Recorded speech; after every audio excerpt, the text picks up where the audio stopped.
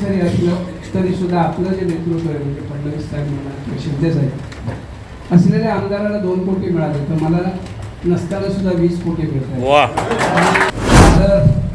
मध्ये असा एक भाग नसेल, असा एक चौक नसेल, बिल्डिंग नसेल तर जे बिल्डिंगमध्ये आपण कामं करतो आणि कामं केल्यानंतर सुद्धा पराजय मिळतो हे माझा पहिला अनुभव आहे. आम्हाला पण वाईट वाटलं. काम न करणारे जिंकून येतात आणि ते फक्त जातीपातीवरती येतात. एका वॉर्डामध्ये मला 18,000 मी मागे राहिलो. तर खूपच बरं वाटतंय की आपण सगळे ज्येष्ठ मंडळी या ठिकाणी येतात, विरंगुळा करतायत, आपली करमणूक करतायत. सगळ्यांच्या चेहऱ्यावरचं तेज पाहिल्यानंतर मला असं वाटायला लागलं आपण इथे आलं पाहिजे. या साहेब या, जरूर या. मी तसा खरा म्हणजे कबड्डी खेळला. मी मैदानातले सगळे लोक इथून बसून काही खेळावं हे आपल्या मनाला काही पटत नव्हतं. पण आता तुमचे चेहरे पाहिले की असं वाटतं की आपल्याला यायला पाहिजे.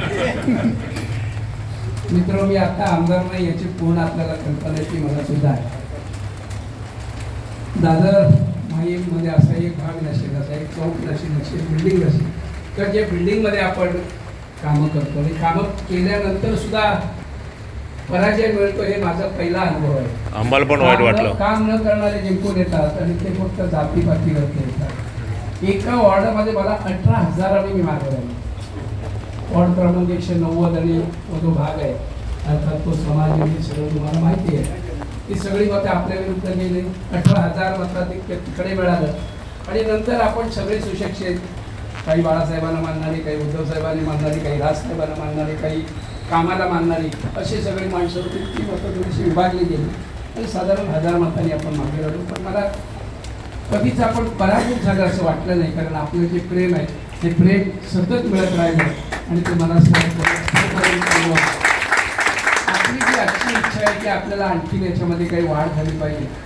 मला असं वाटतं की मागची जागा मोकळी झाली तर मोकळी झाली म्हणजे पंप होते पूर्वी, ते चालत नाही झाले, चालत नसतील तर काढून टाकू, जागा अजून वाढवू.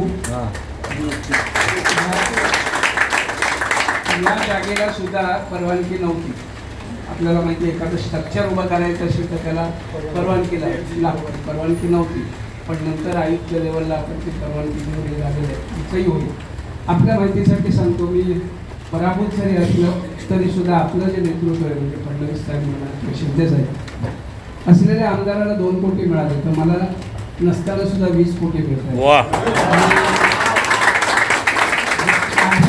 उद्घाटन करताना मी दिसतोय सगळीकडे.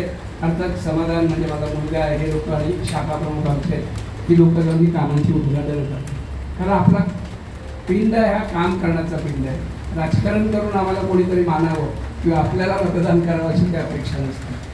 पुन्हा एकच समाधान आहे की माझ्याच वयाचे आपण सर्वजण या ठिकाणी रोज संघटित होता आणि जो काही आनंद आपण या ठिकाणी आनंदाची उधळण करता एक प्रकारची ते बघितल्यानंतर केलेल्या कामाचं चेक झालं असं वाटतं.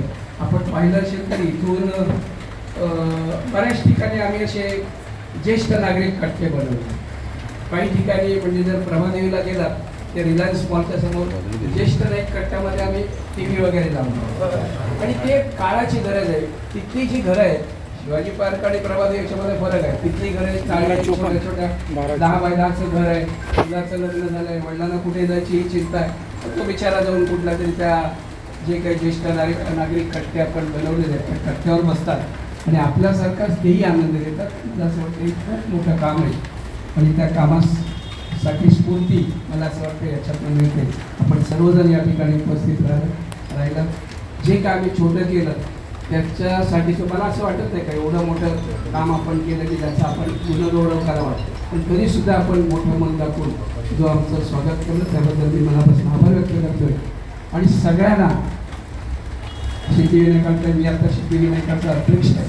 सिद्धिविनायकाकडे प्रार्थना करतोय की आपलं सगळ्यांचं आयुष्य हे 100-125 वर्षापर्यंत हो आणि आपला